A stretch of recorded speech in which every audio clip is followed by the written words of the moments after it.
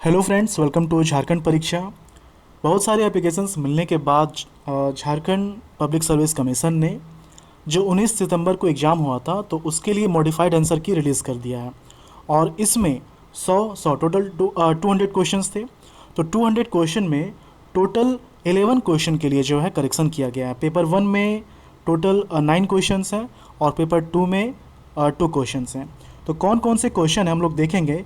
यहाँ पर एक चीज़ है जो कि आपको जानना चाहिए, एक तरह से खुशी की बात है आप लोगों के लिए कि पेपर 1 का जो 9 क्वेश्चन है इसमें से 4 क्वेश्चन, इसमें से जो 4 क्वेश्चन है हम लोग क्वेश्चन को देखेंगे। तो पेपर 1 का जो 9 क्वेश्चन है इसमें से 4 क्वेश्चन, 2 3 4, इसके लिए सभी को मार्क्स दिया जाएगा। मतलब कि 4 क्वेश्चन जो है आपका सही हो रहा है, 8 मार्क्स आपको मिलने वाले हैं। ओके।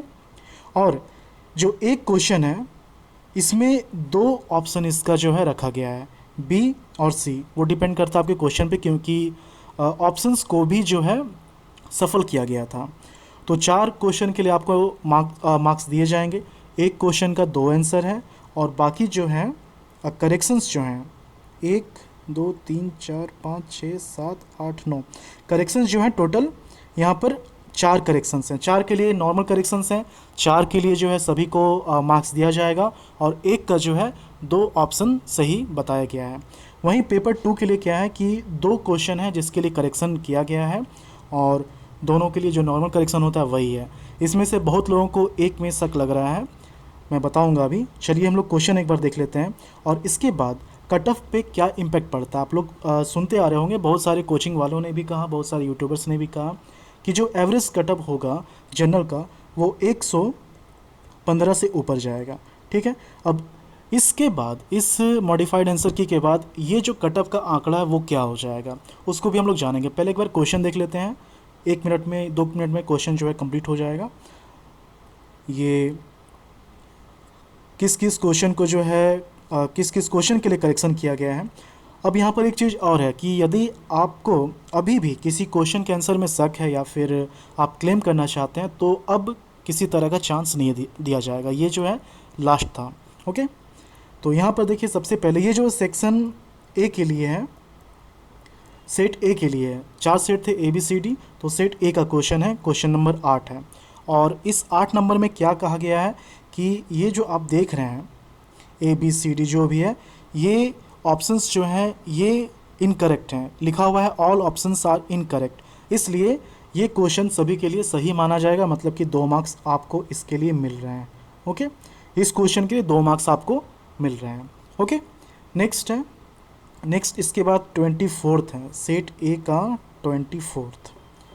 तो 24th में ये देखिए, यदि एक समय अंतराल में बाजारीय शक्तियों द्वारा विनिमय दर 60 प्रति डॉलर से बदलकर 65 प्रति डॉलर हो जाती है तो क्या होता है। इसमें क्या है, बहुत लोगों ने मूल्य का ह्रास बताया था, बहुत लोगों ने अवमूल्यन कहा था। तो फाइनली इसका जो आंसर होगा वो बी होगा, 24 का बी, रुपए का अवमूल्यन होगा। अगर आपको अभी भी ऑब्जेक्शन है तो बस ऑब्जेक्शन ही वो आप कर सकते हैं, किसी तरह का क्लेम नहीं हो पाएगा क्योंकि अब किसी तरह का चांस नहीं दिया जाएगा। तो ये ऑप्शन बी इसका हो जाएगा। ओके। और इसके जस्ट बाद का, गुणसूत्रों की वंशागत का सिद्धांत किसने दिया था। तो 25 का जो है इसमें ये कहा गया है कि ऑप्शंस आर इनकरेक्ट, इसलिए इस क्वेश्चन के लिए सभी को मार्क्स दिए जाएंगे। मतलब कि इसके लिए भी जो है आपको 2 मार्क्स दिया जाएगा, सभी को मिलेगा ये। ओके। 2 मार्क्स दिया जाएगा। ठीक है। इसके बाद है 33, ये देखिए, फैक्स एवं इलेक्ट्रॉनिक मेल प्रेषण में प्रयुक्त सूचना संकेत का रूप क्या होता है। बहुत लोगों ने कहा था कि ये जो है एनालॉग सिग्नल होता है, बहुत लोगों ने कहा था कि एनालॉग और डिजिटल सिग्नल दोनों होता है। तो फाइनली जो इसका आंसर है वो सी है, एनालॉग और डिजिटल दोनों होगा। ओके। तो ये आप सुधार लें। उसके बाद है 41 का। तो 41 में क्या है, ये तो खैर स्टार्टिंग से ही ये क्वेश्चन चल पड़ा था। तो फाइनली जेपीसी ने इसे सुधार दिया है और इसका जो आंसर क्या हो जाएगा, सिंहभूम हो जाएगा। ठीक है।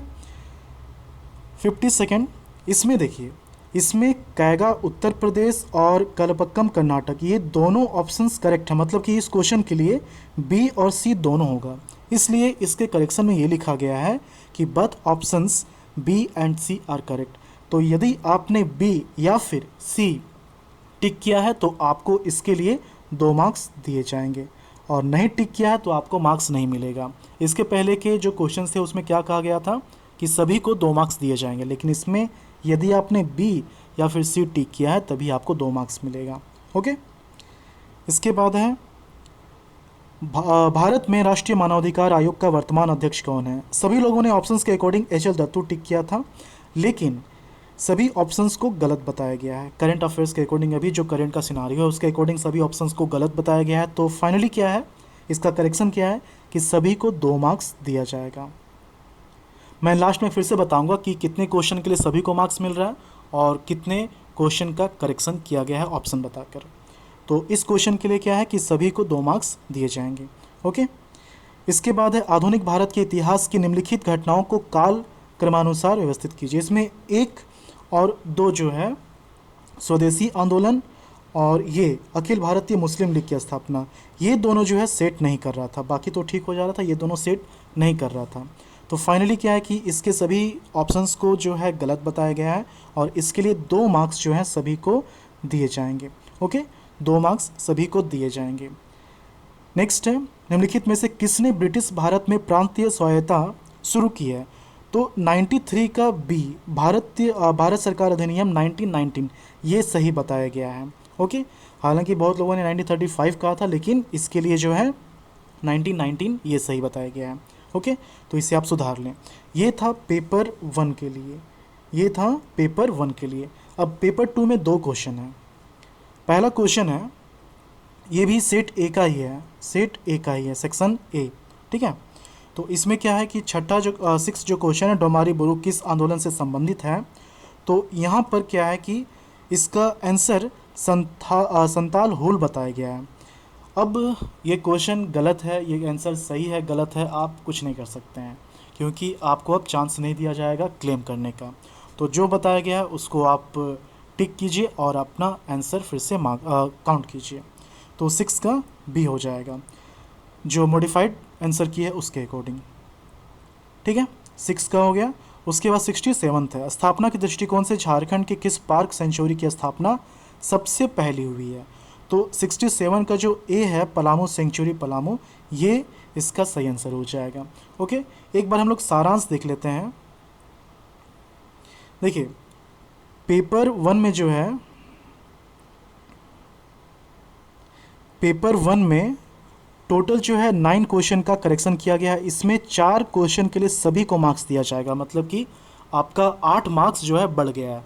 जितना भी आपने अपना आंसर मार्क्स जो है काउंट किया था उसमें से 8 मार्क्स जोड़ लीजिए, 4 क्वेश्चन को जोड़कर अब काउंट कीजिए। ओके, ये आप में ऐड हो जाएगा। 4 क्वेश्चन के लिए करेक्शन किया गया है, आप सुधार लें जो बताया गया आंसर की। और एक क्वेश्चन जो है उसमें 2 ऑप्शन बताया गया, कैगा उत्तर प्रदेश और कलपकम जो है कर्नाटक।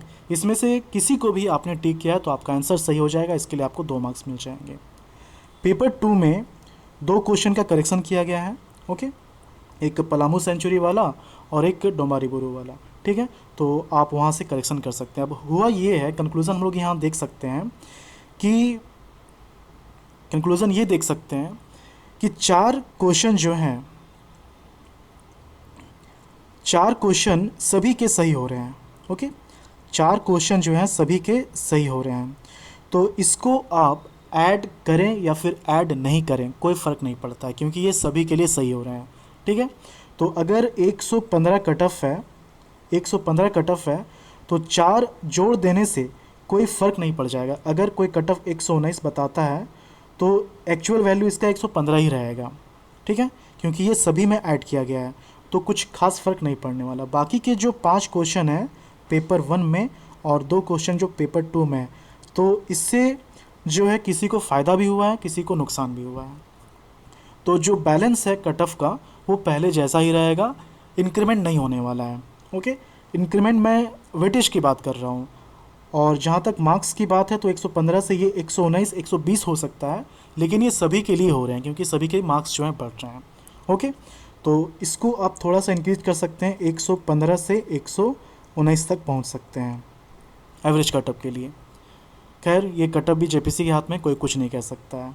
तो ये जो है मॉडिफाइड आंसर की था और किसी भी तरह का अब क्लेम नहीं किया जाएगा। ठीक है, चलिए मिलते हैं झारखंड की अगली वीडियो में। धन्यवाद।